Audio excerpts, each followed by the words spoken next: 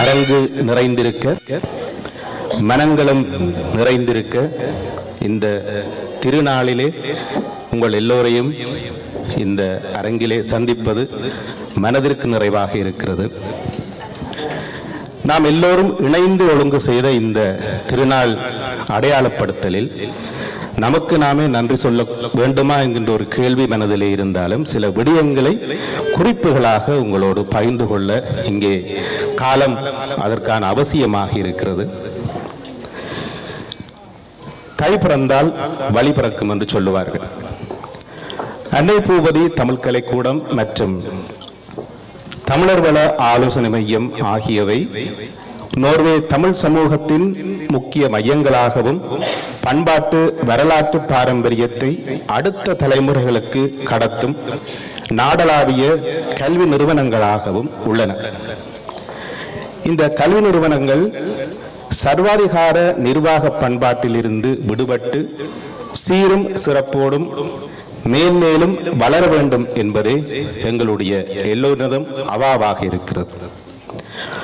ஆனால் அதன் வரலாறு பிரிவுபடுத்தப்படுகிறது. அதனூடாக நோர்வே வாழ் தமிழ் சமூகத்தின் அடையாளம் மழுங்கடிக்கப்படுகிறது. நான் இதற்கு 2 உதாரணங்களை எடுத்து காட்ட விரும்புகின்றேன். இந்த வரலாறு எவ்வாறு மழுங்கடிக்கப்படுகிறது, எவ்வாறு திசை திருப்பப்படுகிறது என்று. அன்னை பூபதி ரொம்மன் வளாகம் ஆரம்பிக்கப்பட்டது 1992ஆம் ஆண்டிலே. அதற்கு 10 வருடங்கள் கழித்து 2002 ஆரம்பிக்கப்படுகிறது அன்னை பூபதி கட்டமைப்பினுடைய தலைமை நிர்வாகம். அது பதிவு செய்யப்பட்டது 2003ஆக இருந்தாலும் 2002ஆம் ஆண்டிலே அது ஆரம்பிக்கப்படுகிறது. ரொம்மன் வளாகத்தினுடைய 30வது வருட நிறைவு கொண்டாடப்பட்ட பொழுது ரொம்மன் வளாகத்தினுடைய 30வது வருட நிறைவு என்பது அன்னை பூபதி தலைமை நிர்வாகத்தினுடைய 30வது வருட நிறைவு என்று மாற்றப்படுகிறது. அது அப்படி மாற்றப்பட்டு தான் அது அடையாளப்படுத்தப்பட்டது. ரொம்மன் வளாகம் 92ஆம் ஆண்டில் ஆரம்பிக்கப்பட்டது. 10 வருடங்கள் கழித்து 2002 ஆரம்பிக்கப்பட்டது தலைமை நிர்வாகம். ஆனால் 92ஆம் ஆண்டிலே ஆரம்பிக்கப்பட்ட ரொம்மன் வளாகத்தினுடைய 30வது ஆண்டு விழாவை தலைமை நிர்வாகம் ஆரம்பிக்கப்பட்டு 30வது ஆண்டு விழா என்று அதை மாற்றி அடையாளப்படுத்தப்பட்டது. அதற்கு மேலதிகமாக இன்னும் ஒரு உதாரணம் இந்த வரலாற்று திரிவுக்கு 95-96 காலப்பகுதியிலே இந்த அன்னை பூபதி கட்டமைப்பிலே பணியாளராக ஒருவர் இணைந்து கொள்கின்றார். அவர் இந்த 30வது ஆண்டு விழாவிலே இந்த அன்னை பூபதி கட்டமைப்பிலே 30 வருடங்கள் பணியாற்றினார் என்று அவருக்கு பணி சிறப்பு மரியாதை வழங்கப்படுகிறது. அவர் 95-96 தான் அங்கே சேர்ந்தார் பணியாளராக.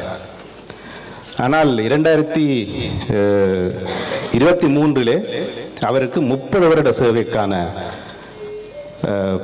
பணிக்கான அந்த கௌரவம் வழங்கப்படுகிறது. அவரை கௌரவிப்பதில் எங்களுக்கு இந்த மாற்று கருத்தும் இல்லை. ஆனால் வரலாறாக கடத்தப்பட வேண்டும். வரலாற்று எங்களுடைய வசதிக்கு ஏற்ற போல் என்னுடைய நண்பன், என்னுடைய உறவினன், என்னுடைய அயலவன், என்னுடைய ஊரவன் என்று எல்லோருடைய மன திருப்திக்காகவும் வரலாற்றை நாங்கள் நீட்டவோ சுருக்கவோ முடியாது. வரலாறாகவே கடந்து செல்ல வேண்டும். இந்த வரலாற்று திரிவுகளுக்காக இந்த 2 உதாரணங்களை எடுத்து கூறினோம். இப்படி நிறைய இருக்கின்றன. இந்த விடயங்களை அவதானித்து வரக்கூடியவர்களுக்கு எல்லாமே புரியும். நிறைய விடயங்கள் இருக்கின்றன. நாங்கள் அவற்றையும் ஒவ்வொன்றாக எடுத்து சொன்னால் இந்த நேரம் போதாது.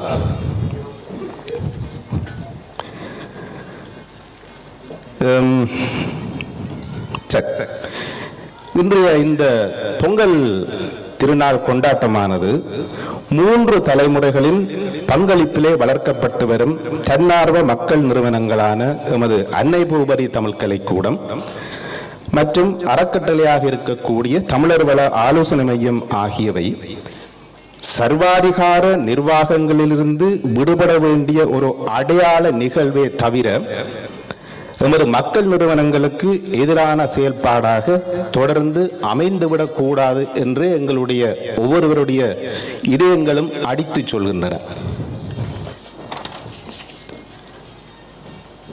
இந்த நிகழ்வு எமது சிறுவர் மற்றும் இளைஞர்களுக்கான ஒரு பொங்கல் ஒன்றுகூடல் மாத்திரமே.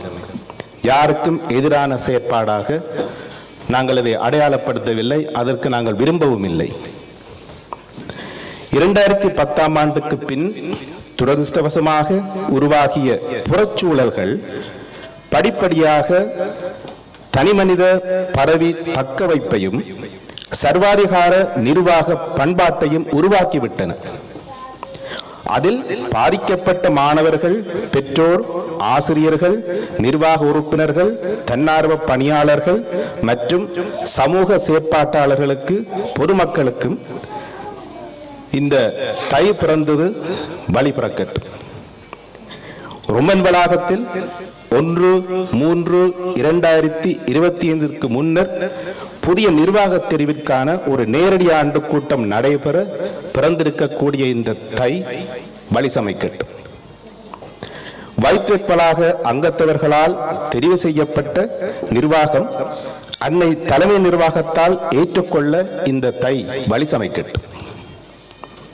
திரம்மன் வளாக நிர்வாகம் அன்னை தலைமை நிர்வாகத்தின் தலையீடுகள் ஏதுமில்லாமல் இறையாண்மையோடு இயங்க இந்த தை வழி சமைத்துக் கொடுக்கட்டும்.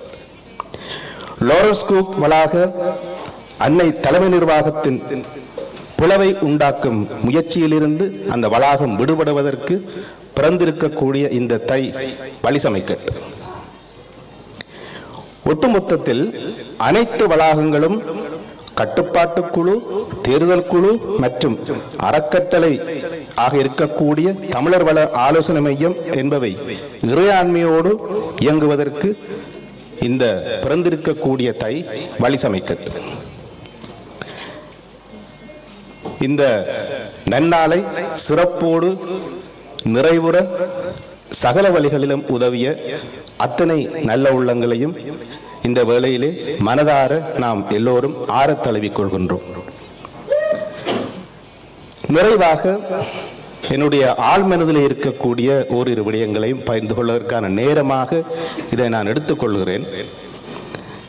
கடந்த 1.5 ஆண்டுகளாக அன்னை பூவதி ரொம்மன் வளாகத்திலே இருக்கக்கூடிய நிர்வாக சீர்கேடுகள், சர்வாதிகார போக்குகள், நிர்வாக பண்பு மீறல்கள் போன்ற விடயங்கள் இல்லாமல் போய் எங்களால், உங்களால், நம் அனைவராலும் ஆரம்பிக்கப்பட்ட இந்த பொதுமக்கள் அமைப்பான அன்னை பூவதி தமிழ் கலைக்கூட கட்டமைப்பு, அன்னை பூவதி தலைமை நிர்வாகம் ஆகிய இரண்டிலும் ஜனநாயக பிறழ்வுகள் இல்லாமல் எல்லோரையும் மதித்து அரவணைத்து தகமையுள்ளவர்களால் இந்த மக்கள் நிறுவனங்கள் வழிநடத்தப்படுவதே இங்கே பிறந்து வளரக்கூடிய எதிர்கால எங்களுடைய சந்ததிகளுக்கு சிறப்பாக அமையும். அவர்களுடைய கையை பிடித்து நடத்துவதற்கு எங்களுக்கு முதல் தகுதிகளை நாங்கள் வளர்த்து கொள்ள வேண்டும்.